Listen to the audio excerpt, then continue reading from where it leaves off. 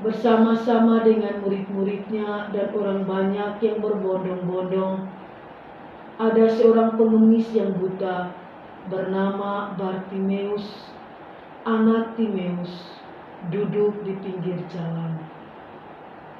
Ketika didengarnya bahwa itu adalah Yesus orang Nazaret, mulailah ia berseru, "Yesus, anak Daud, kasihanilah aku." Banyak orang menegurnya supaya ia diam, namun semakin keras ia berseru, "Anak Daud, kasihanilah aku." Lalu Yesus berhenti dan berkata, "Panggillah dia."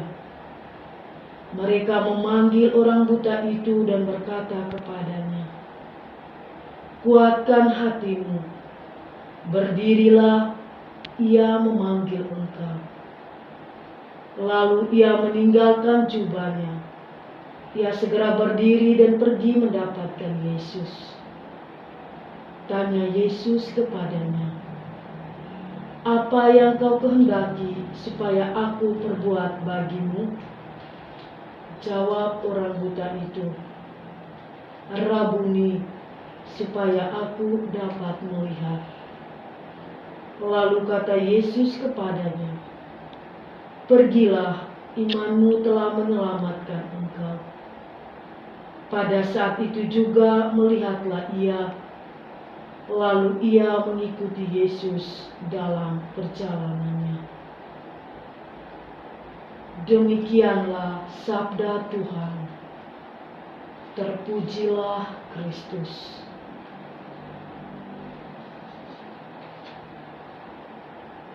Para pendengar Pro 1 RRIND di mana saja berada, ketika Yesus keluar dari Yeriko, seorang pengemis buta bernama Bartimeus yang sedang duduk di pinggir jalan berteriak, "Yesus, anak Daud, kasihilah aku."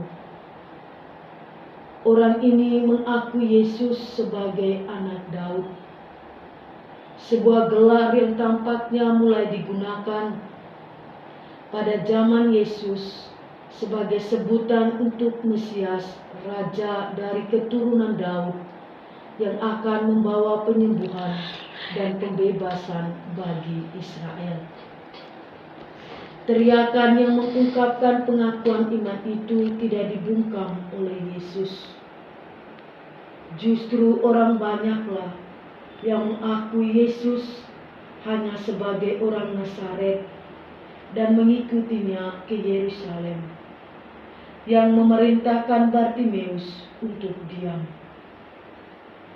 Meski dibungkam, Bartimeus terus memperlihatkan imannya dengan semakin keras berseru kepada Yesus.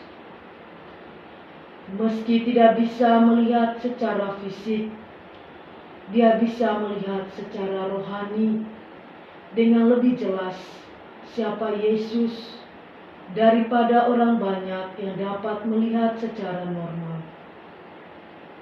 Seruannya memohon belas kasihan, mengungkapkan kepercayaan, kerendahan hati, dan ketergantungannya kepada Yesus. Dia mengakui bahwa Yesus sungguh-sungguh Mesias, raja dari keturunan Daud. Kepercayaan Bartimeus tidak hanya diperlihatkan dalam kata-kata pengakuan, tetapi juga dalam keteguhannya berhadapan dengan upaya orang banyak memintanya bungkam dan berupaya menghentikan usahanya untuk mendatangi dan memohon kesembuhan kepada Yesus. Pengakuan dan keteguhan iman itu pada akhirnya diganjar oleh Yesus dengan pemulihan. "Pergilah, imanmu telah menyelamatkan engkau." Saat itu juga ia dapat melihat. Para pendengar Pro 1 RRIND di mana saja berada, Bartimeus menjadi contoh dan teladan bagi kita untuk terus berseru kepada Tuhan walaupun dibungkam oleh orang-orang di sekitar kita.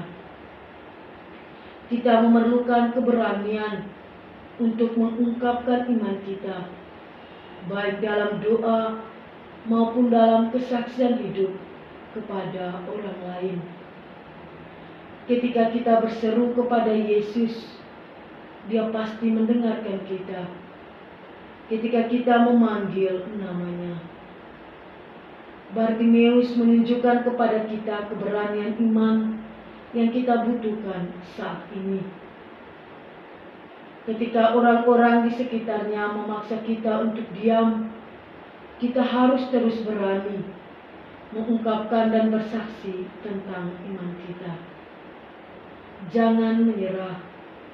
Tuhan pasti mendengarkan tangisan kita dan akan melepaskan kita dari apapun yang membelenggu kita. Semoga. Para pendengar Pro 1 RRI ED di mana saja berada, marilah kita menutup acara Mutiara Pagi Agama Katolik kita hari ini dengan berdoa bersama. Ya Allah yang Maha Baik, kami mengucap syukur karena Engkau selalu menuntut kehidupan kami. Sama seperti Bartimeus, kami yakin Engkau akan mengunjungi, menyembuhkan, dan memulihkan kami dari berbagai sakit dan persoalan yang kami hadapi.